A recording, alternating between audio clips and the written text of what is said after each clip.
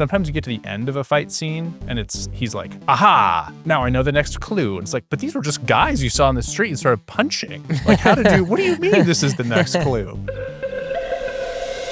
Hello, everybody. I'm Cody Troyer. And I'm Brent Gaisford. We are the Hugonauts. This time we are talking about Altered Carbon by Richard K. Morgan, which is 416 pages or 17 hours on audiobook. Came out in 2002 and was his first novel. Yeah, and they, of course, made the Netflix show out of it just a few years ago here. So excited to talk about this one. Next episode will be about The Gods Themselves by Isaac Asimov, the classic multi-award winner. And that'll be a fun one because he just talked about that on the book club over on Discord. So if you want to see the full discussion, jump on Discord for that. And also so you can join for the next book club as well. All right, Brent, it's time for it. What happens in Altered Carbon? Okay, so here's the no spoilers setup. Takashi Kovacs is a former super soldier, we'll say, UN envoy, and has turned to a life of crime, gets caught at the very beginning of the book. You start with an immediate jump to an action scene with no context where he gets caught for being a criminal, sentenced to a really long time in jail, and then he wakes up on Earth. He's been re-sleeved. Well, this is a world where your consciousness and your memories are transferable between bodies. So he's been re-sleeved on Earth because a very rich man wants him to investigate that rich man's supposed suicide, but he insists that he's been murdered. So yeah, that's kind of the setup. Is it suicide or is it murder? I will have to find out. But before we get into our reviews, this episode is sponsored by The Pythagorean by Alexander Morpheigh, a mind-bending journey through ancient Greece and modern Athens. When programmer Theo wakes up in ancient Greece, inhabiting the body of a suicidal youth, his life takes an unexpected turn. Guided by the enigmatic Pythagoras, he learns about philosophy, mysticism, and the true nature of reality. This isn't just a time travel story, it's a thought-provoking exploration of consciousness, with witty dialogue, surprising twists, and a blend of ancient wisdom and modern science that will leave you questioning everything. Check out The Pythagorean at the link in the episode notes. All right, so Altered Carbon is pretty good. I'm going to give it a 3 out of 5. There are some things I really liked about it. There's a bunch of really compelling action. It's basically nonstop action the entire book.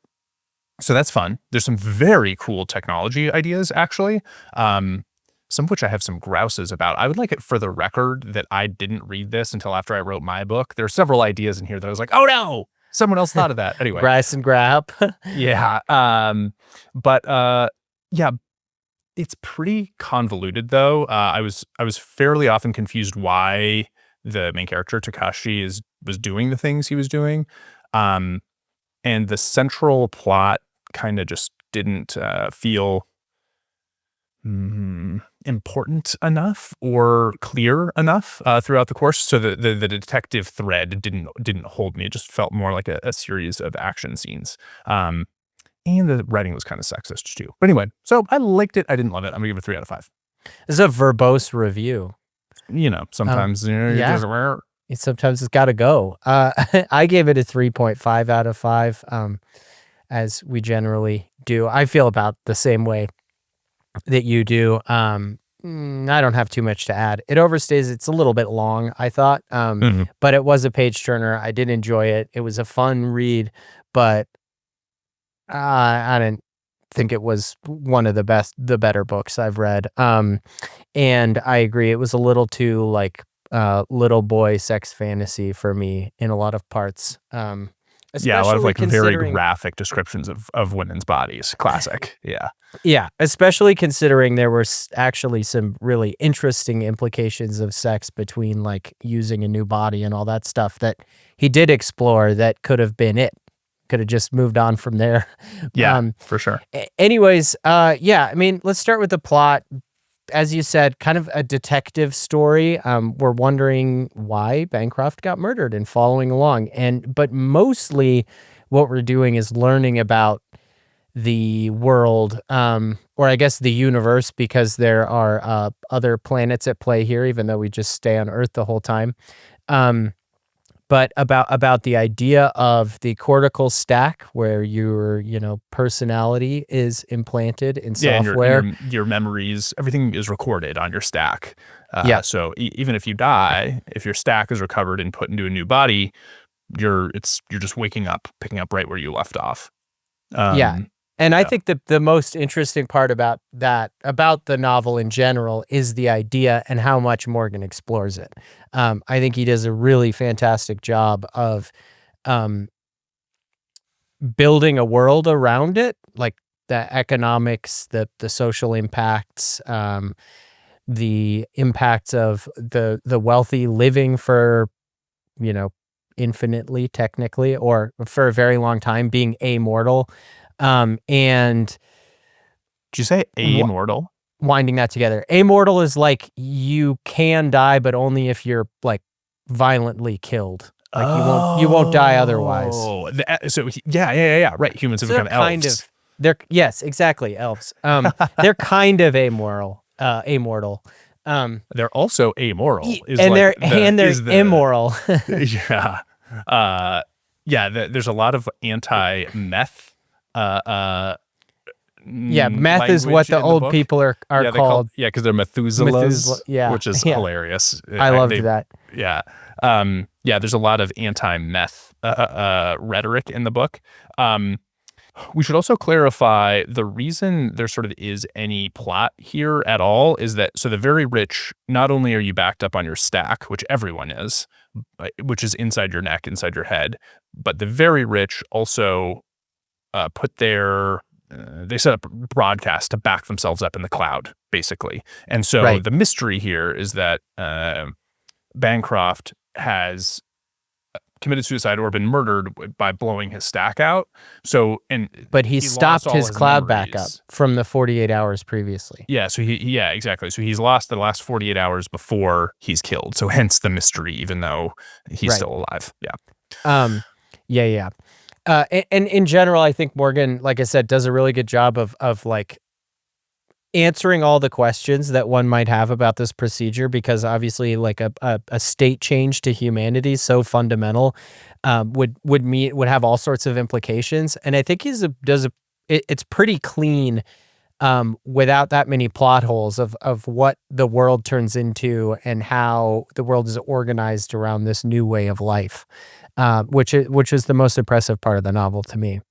Yeah, I agree. Yeah, it was really interesting. Yeah, so basically if you die and you're poor, you have to put yourself in like a poorly manufactured, crappy synthetic body that doesn't really work that well, whereas the rich, like, everyone's very hot, including Lorenz's Methuselah wife, who we hear about in great detail many times. And they're cloned.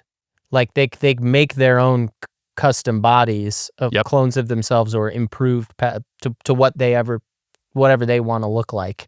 And they have like facilities that have multiple on ice, so they can put their stack into it whenever they need. There's all sorts of, activities and sports, obviously death when it's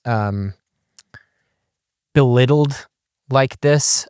People, adventure seek through doing things that kill them, and then they just wake up, especially again the wealthy, in new bodies. And then on the other end of the spectrum, the other thing about the poor is some people are so poor they can't afford a body at all, and they have to just pay for storage for their stack to just be stored in a bank, and the person's consciousness basically lives in a simulation or is just like dormant for a while. Which is pretty depressing. Yeah, there's some characters we meet along the way who have been hurt by these very rich people, and the family is destroyed, and one of the members is what do they call it? Total death? That's not right. Full death? They have exactly what they call have an acronym for it too. It's like something D. Permanent death? What the heck is it? Total death? Real death. RD. Real death. RD. Okay, RD. Yeah. RD'd. Anyway, so the daughter is RD'd. The wife is on ice, just like unconscious, because they're too poor to afford to re-sleeve her. There's some interesting implications there. For that being said, for how the world felt real, and it feels very gritty. This is very much a cyberpunk book where it's far techno future, but it's like gritty and dystopian at the same time. For all of that, the core conceit that drives the novel can we actually talk about this pre-spoilers? We can't. It's a detective novel. Never mind. We have to save this. So for those who are not familiar, if this is your first episode, we do a pre-spoiler section, post-spoiler section. We're gonna come back to this in post-spoilers. So sure. if you don't want to hear about it. There were a couple things that were challenging to decide where they went. But among other things we could talk about, the implications of the stacks. I liked the idea of getting in a new body and the feelings of a new body and the things that happen in the body. You know, the first body that Takeshi Kovacs inhabits at the beginning is addicted to nicotine, specifically cigarettes. So he kind of has to smoke them, even though he's not a smoker. Like his consciousness is not a smoker. The body is. So he has to like make that a habit for himself because he's miserable without them. He's having nicotine withdrawal. And going through that with Kovacs, I thought was an interesting, like more visceral interpretation of just one element of what this might be like. I thought it brought me into the novel more, just that one detail. Yeah, for sure. Yeah, that was fun. Yeah, and it also generates a bunch of intrigue. There's a police detective who he meets quickly who is very angry at him, and he can't understand why. Ortega, yeah, she's our femme fatale of the book. Anyway, you find out soon why she's so pissed off at him for no reason. Yeah. We should also talk. Can we also talk about the hotel? Yes, that's what I was going to say next. Yeah. So he has to stay somewhere. So he's going to stay in this hotel. And when he shows up, he gets jumped by some hoods, basically, who are trying to kill him in the lobby of this hotel. And meanwhile, the hotel is like, just pay your stay. Just pay your stay, while he's like fighting these guys to the death. And he's like, what are you talking about, hotel? Finally, anyway, he like slams his thumbprint on the pay machine. And then the AI hotel like opens up some Gatling guns and just literally turns the hoods into mincemeat. Yes. And the hotel becomes a character. It's been there for like hundreds of years. It's run by an AI that is organized around these goals of like having guests and keeping them safe. Yeah, the AI is programmed with the directive of hospitality, which makes it such an interesting character. It's like a business and the hospitality element. It's like, I want to draw in guests and I want to serve them. And that's like what I like doing. Me, the hotel, as a character. I thought that was fascinating. I really liked it. It was a fun version of conscious AI that like crosses over into something that's maybe more realistic, like what we would actually design a conscious AI to do if we did or could. Yeah, I loved that scene and that character in general. Yeah, there's a bunch of other scenes. For some reason, the hotel's fallen out of favor. People don't really go there. But yeah, he gets to go into all the cool hospitality spaces that haven't been used in so long. The hotel keeps up just in case. There's cool bars and whatever else. Another element of this world is that there are Catholics. The Catholics in this novel do not have cortical stacks. They believe that they do have cortical stacks. They believe it's a sin to come back to life. They do have them, but right. And they and so there's this religiosity element, but you didn't really like that part of it. Well, I thought it was actually a fine conceit that some people would choose not to have stacks, and if they die, they're dead. I actually think a lot of people would do that, but I just thought it was super weird that they still have stacks. That it ends up being a really core conceit of the novel. But like, why do the Catholics have the stacks in their heads at all if they don't want them? I just thought it was super strange. Was it like a sect that called themselves Catholic and then became later? The way he like hand waved it away is like, oh, they put the stack in your brain right after you're born, no matter what. It's like, well, they just wouldn't do that part if they didn't want it. Yeah, I guess that is one of the holes. It depends on the parents, right? I guess it would have to be. It would have to be saying like you have to get your kid circumcised, but like way more intense than that. yeah, true. But I wonder if it's people who are newer Catholics. I forget. You're trying to help out Richard. You're trying to help him. Yeah. So there's another scene that I liked a lot, which was the gun shop. So gearing up is fun. Gearing up just is fun. Yeah, I think it's fun and also like just feels in keeping with this book. Like, this is a book that's going to have gearing up. He goes to the gunsmith And was that an AI? It seemed like an AI. Yeah. Anyway. Yeah. It was Okay, like an old robot, Yeah. which Yeah, gave and- it some kind of vintage boutique feel because no one used robots anymore. Yeah, and he buys like a hand cannon, basically, that's like an enormous caliber weapon that he uses with great effect to blow the stacks out of people's skulls. And then he has like the super fast repeating gun. It was just fun. Yeah, I agree. I also liked that the beginning of that scene is this explanation, kind of this authorial injection explanation of why people like shopping.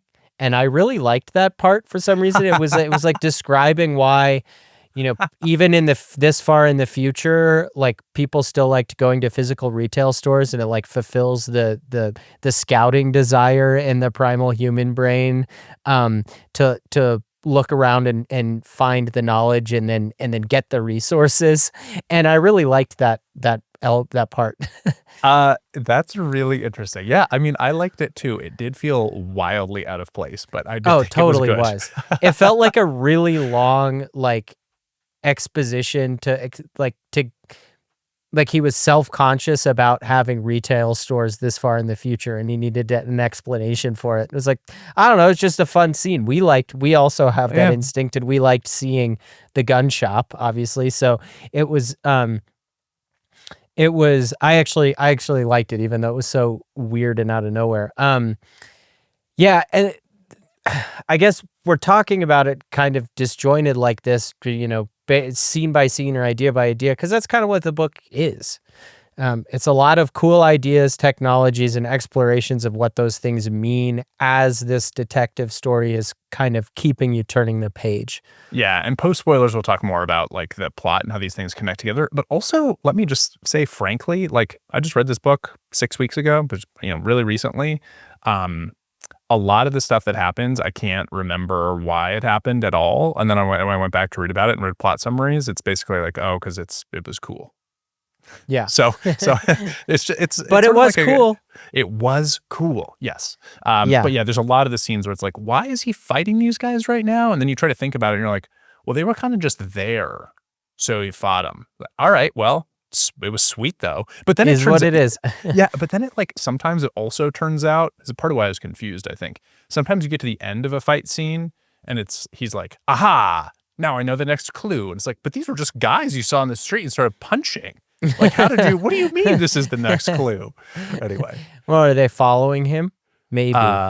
Yeah, but he always knows in retrospect somehow, and sometimes it's like really important. Anyway, I spent a fair amount of the novel being like, this is an awesome scene, but like, why are we killing these guys right now? Yeah, anyway. Yeah. I mean, it's also why it's 17 hours doesn't particularly need to be, but that also reminded me of the guys. Another favorite detail of mine was the advertisements that would like blast into your brain through drugs, like make you hallucinate and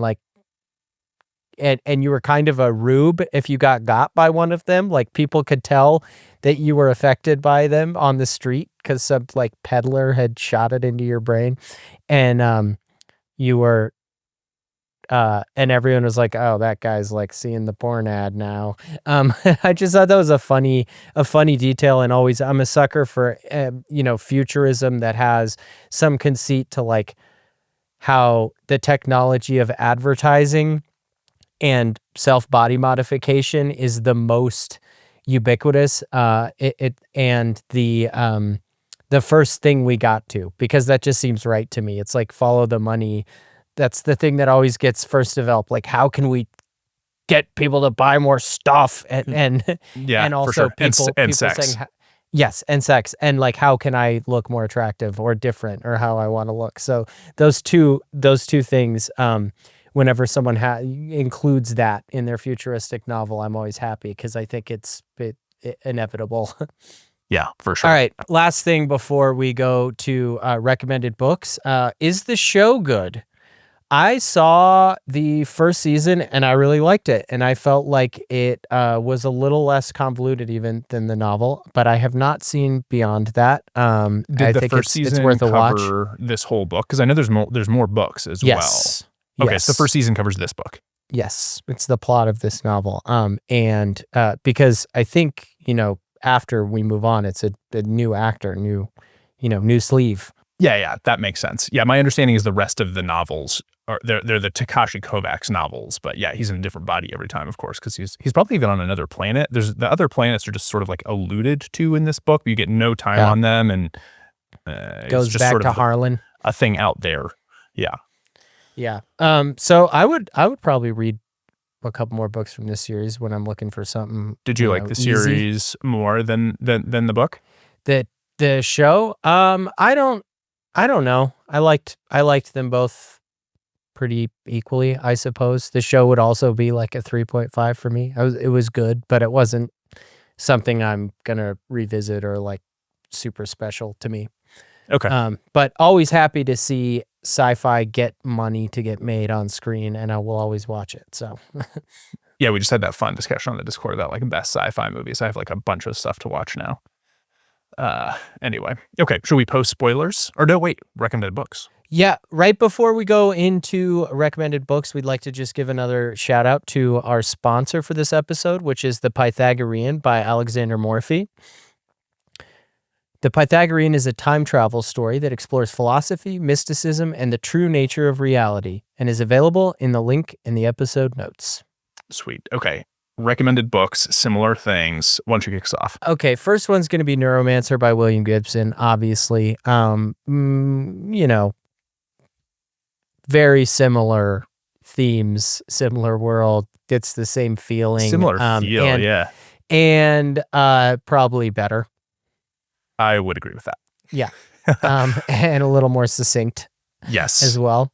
But I did like what Altered Carbon changed, and the core conceit of Altered Carbon is different than Neuromancer, obviously, with the stacks and stuff, and that's the most enjoyable part. So they are distinct novels, but Neuromancer is a great experience if you liked Altered Carbon. Yeah, and I think Richard K. Morgan was intentionally doing a Neuromancer thing. He calls hacking in Altered Carbon, he calls it doing a run, which is a thing I've only ever read in Neuromancer. That's got to be an intentional homage. So anyway, he knew what he was doing. He's making a cyberpunk novel. It's great. Yeah. I wonder if, side note, I wonder if video game were like a boss run, like that comes from that, or if it's just so obvious to use the word run because from back in high school when we were doing, is it Ball or Bale? Bale runs. Yeah, we're doing Bale runs in Diablo 2. Yeah. Okay. Okay, what's next? Next is Titanium Noir by Nick Harkaway, which just came out a couple of years ago. And so first of all, these are books about elements, and titanium is stronger than carbon. Except carbon, if you bond it, that's only sort of true. Anyway, okay. No, real talk though. It's a detective book. That's very much, Altered Carbon is not noir. It doesn't feel like that.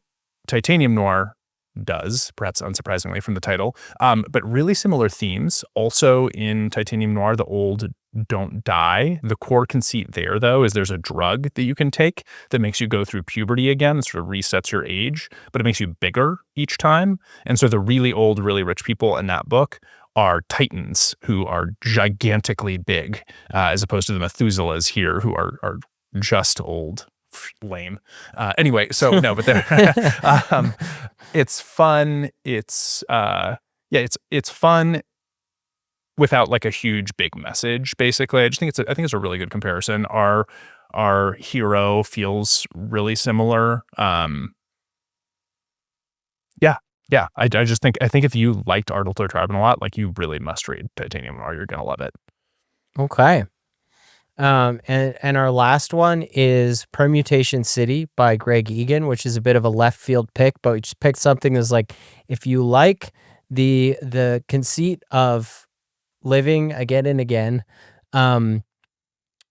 but you don't like the action and all of the shooting and sex, and you want something that really thinks philosophically more about, infinite life, re-life, immortality, amortality, then Permutation City is a good place to find some of that philosophy.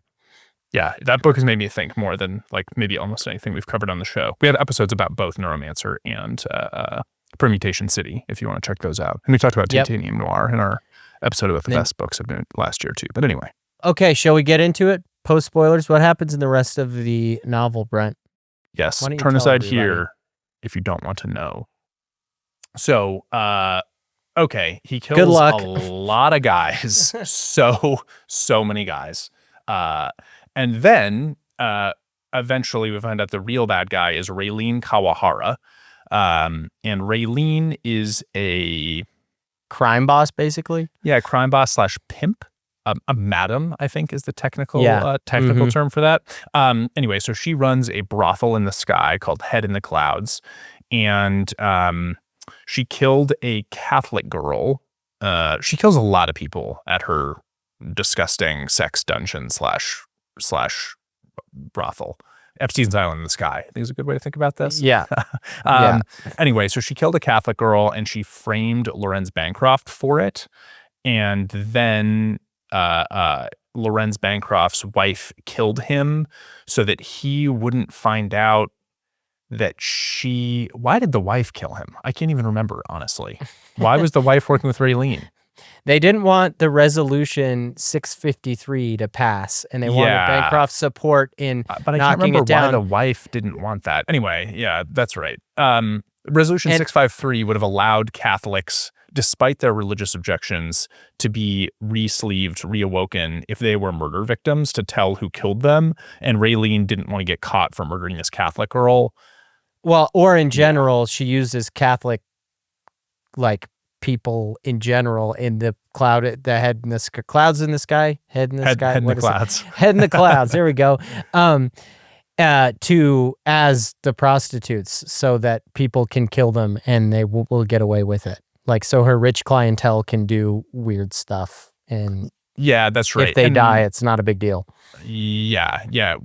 And you know, that would also be true if you just killed someone who was willing to be re-sleeved and signed up for it. But I guess that makes it like less horrible. And so horrible people want to really kill someone while they have sex with them. Anyway, the thing that we're both trying to say, and saying in a less succinct way, is the ending is convoluted. And neither of us came away with a very good understanding of what happened or why or what the I had to go back and do was. supplementary reading. Yeah, I read the book and immediately was like, I need to go read more to understand what the hell just happened. Not because my mind was blown, but just because like it was weird that like Resolution 653 played such a huge role, because it's barely mentioned like earlier in the novel, and it doesn't feel like something you need to hold on to. Yeah, like, and there's a ton of stuff that's barely mentioned. Yeah. You just like Harlan's World and the Quellists, those just get teased. And the whole time I was like, oh, well, I can't wait to learn more about that. And then you just don't.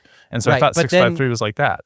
Yeah, and then it becomes like the crux of the climax. And you're like, oh, okay, that's what. And it's also the stakes aren't really that high. Like, it's like the whole thing was to like protect this one crime lord. I don't, maybe we're misremembering, but the thing we're legitimately just straight up forgetting is why Bancroft's wife was involved and why she killed him. She was also sleeping with other people.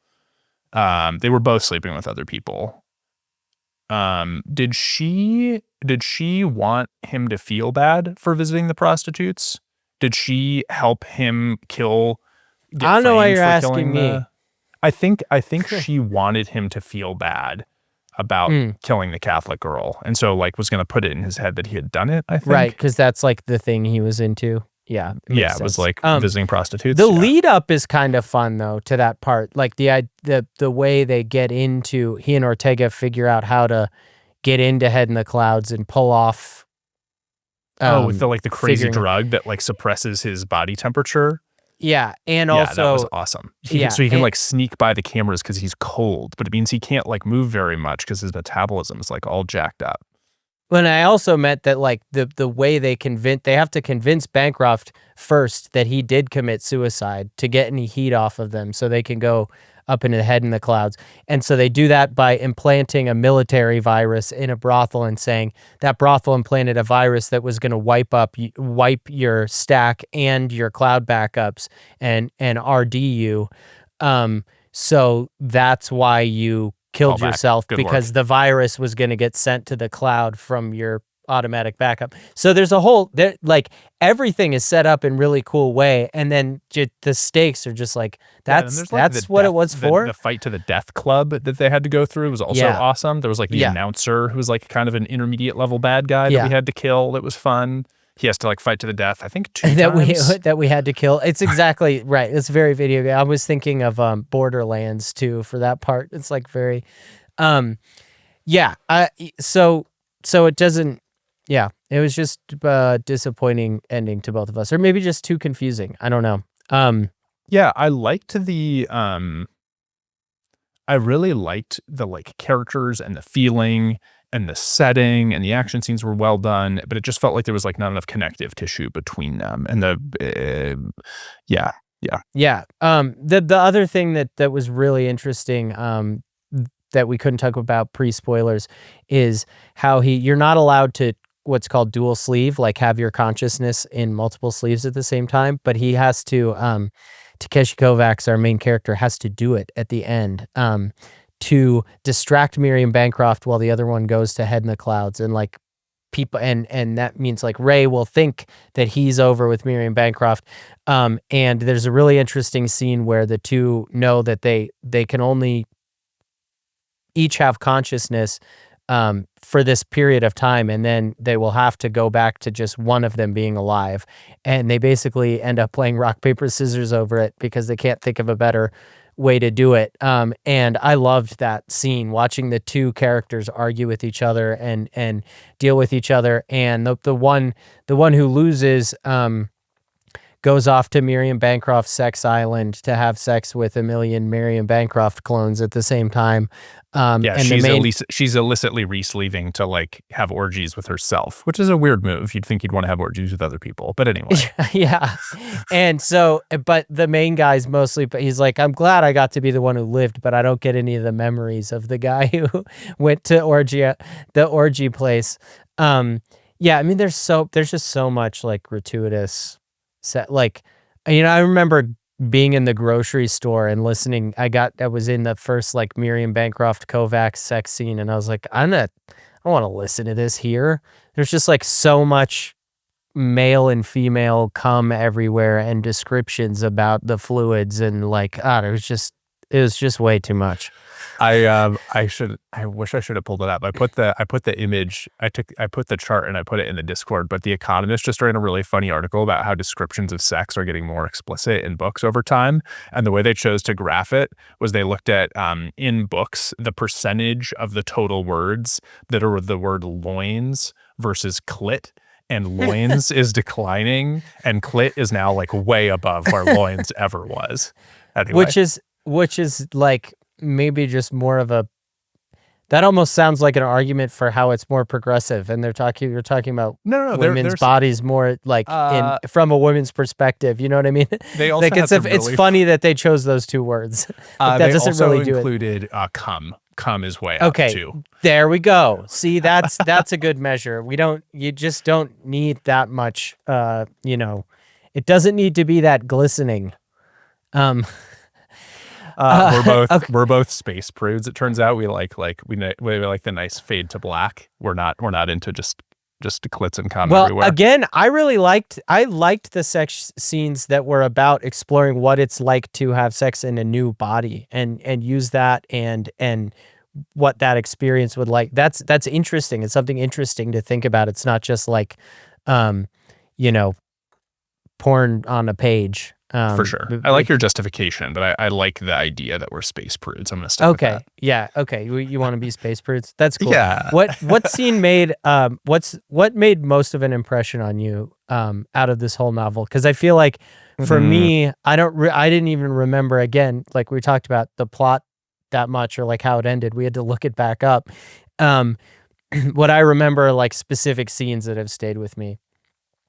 What are yours? I need to well, the big, I'm just doing one, and it was awful, and it was this scene on Head in the Clouds where he walks in on the guy who's like transformed into, he's been inhabiting the body of a tiger. He's paid to be in the body of a tiger to like, clearly, there's some woman or man, I forget, in the hall who's like really messed up, and Kovacs goes in, and it's like this guy rich guy meth who was in the body of a tiger to like, mess up it's just so disturbing. It's really like sticks with me in a haunting way. Yeah, that is very disturbing. Yeah, it was. I think the ones that I remember the most, I'm gonna go with 2. The scene when he first checks into the hotel and the hotel like wastes the bad guys. That was awesome. And then the fight on the aircraft carrier, like the fight club. I thought that was just like a very cool scene. He goes out to the abandoned aircraft carrier, and there's like the cool announcer, and I don't know, everybody likes a good death match, right? Yeah. I like that. I like that part too. And there's plenty more. But so it was an interesting experience. Yeah, that's not even the only death match in this book. There's another one in the same spot. Overall a pretty enjoyable novel that I like reading. That is. This is just glad I read it. Won't read it again. Yeah, if you want something just exciting and you want like big guns and tons of cum, this is for you. For sure, man. Well, we'll see y'all next time for The Gods Themselves by Isaac Asimov. For sure. Till then, keep reading. All right, peace.